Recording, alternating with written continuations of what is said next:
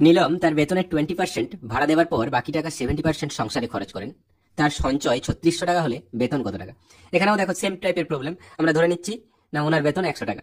তাহলে কি বলেছে প্রথমে, না তার বেতনের 20% ভাড়া দিচ্ছেন। 20% যদি ভাড়া দেন তাহলে থাকছে কত? 80 টাকা। এবারে বাকি টাকার 70% সংসার খরচ করছেন। 70% যদি সংসার খরচ করেন তাহলে সঞ্চয় কত হচ্ছে? বাকি টাকা 30%। তাহলে এই টাকাটা 30% মানে 8 × 3 = 24 টাকা। এই 24 টাকা হচ্ছে, বা 24 ইউনিট ধরতে পারো, ইকুয়ালস টু 3600 টাকা। তাহলে 1 সমান কত আর 100 সমান কত? 3600 বাই 24 গুণিত 100। তাহলে 6 4 6 6 0 4 15 100, তাহলে হয়ে যাচ্ছে 15,000 টাকা। Option A is the answer. একটি নির্বাচনে দুজন প্রার্থীর মধ্যে বিজয়ী প্রার্থী মোট ভোটের 60% পেয়ে 5000 ভোটে জয়লাভ করে। তাহলে মোট ভোটারের সংখ্যা কত? দেখো কি বলেছে, না যিনি বিজয়ী প্রার্থী তিনি মোট ভোটের 60% পেয়েছেন। তাহলে যিনি পরাজিত হয়েছেন উনি কত পার্সেন্ট পেয়েছেন? না 100 - 60, দ্যাট ইজ 40%। এবারে কি বলেছে, 5000 ভোটে জয়লাভ করেছেন। তাহলে এখানে যিনি জিতেছেন ভোট মার্জিনটা কত? 60% - 40%, দ্যাট ইজ 20%। এই 20% ইকুয়ালস টু 5000 ভোট। এবারে কি বলেছে, মোট ভোটারের সংখ্যা। মোট ভোটার মানে কত? 100%। তাহলে 20% ইকুয়ালস টু যদি 5000 হয়, 100% ইকুয়ালস টু কত হবে? না 5000 বাই 20 ইন্টু 100, 20 5-এ, তাহলে 5 5-এ অ্যান্সার হয়ে যাবে 25,000। Option C is the answer. Next দেখো কি বলেছে, একটি নির্বাচন ক্ষেত্রের 25% ভোটার ভোটদানে বিরত ছিলেন। যারা ভোট দিয়েছেন তার মধ্যে 2% ভোট বাতিল হয়। গ্রাহ্য ভোটের 75% ভোট পেয়ে যিনি নির্বাচিত হয়েছেন তিনি যদি 9261 ভোট পেয়ে থাকেন তবে মোট ভোটার কত? অঙ্কটা ভালো করে বুঝতে হবে। একটু অঙ্কটা বড় আছে, বড় আছে মানেই কিছু জটিল কিছু নয়। প্রথমে দেখো আমরা ধরে নিচ্ছি যে 100 জন ভোটার ছিল। তাহলে 25% ভোটার ভোটদানে বিরত ছিলেন, মানে 25% ভোটার ভোট দেননি। তাহলে ভোট দিয়েছেন কত? 75 জন। এবারে কি বলেছে, যারা ভোট দিয়েছেন, এই 75 জন ভোট দিয়েছিলেন, এদের 2% ভোট বাতিল হয়ে গেছে। মানে কত জনের ভোট বাতিল হয়েছে? 75-এর 2%, মানে 75 ইন্টু 2 বাই 100, দ্যাট ইজ 1.5 হচ্ছে 1.5 জন, 3-এর 2 জন বা 1.5। তাহলে 75 জনের মধ্যে যদি 1.5 জনের ভোট বাতিল হয়ে যায়, তাহলে যে ভোটটা গ্রাহ্য হয়েছে সেটার সংখ্যা কত? না 75 থেকে 1.5 বাদ দিলে কত হচ্ছে? 73.5। তাহলে গ্রাহ্য ভোট হচ্ছে 73.5। এবারে কি বলেছে, গ্রাহ্য ভোটের 75% ভোট পেয়ে যিনি নির্বাচিত হয়েছেন তিনি 9261 ভোট পেয়েছেন। তাহলে এর 75% এটা ইকুয়ালস টু কত? না 9261।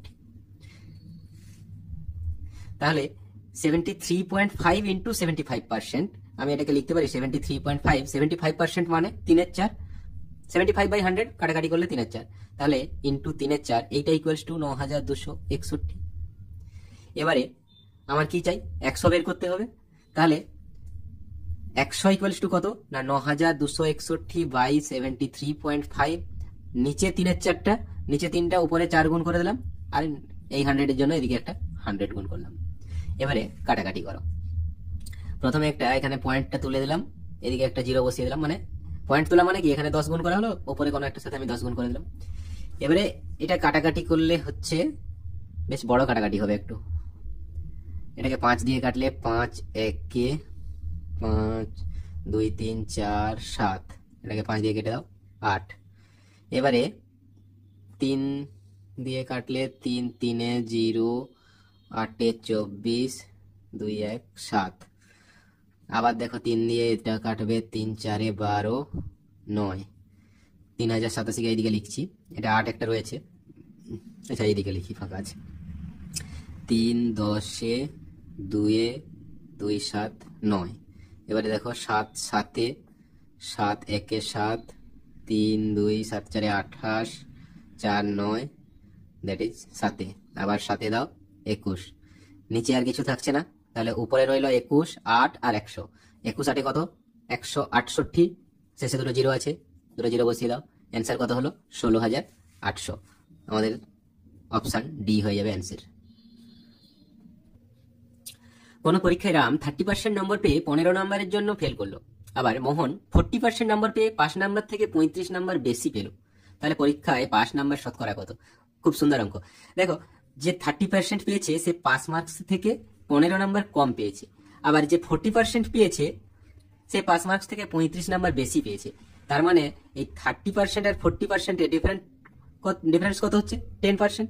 আর এদিকে ডিফারেন্স কত হচ্ছে? একজন পাস মার্কসের থেকে 15 মার্কস কম পেয়েছে, আর একজন পাস মার্কসের থেকে কত বেশি পেয়েছে?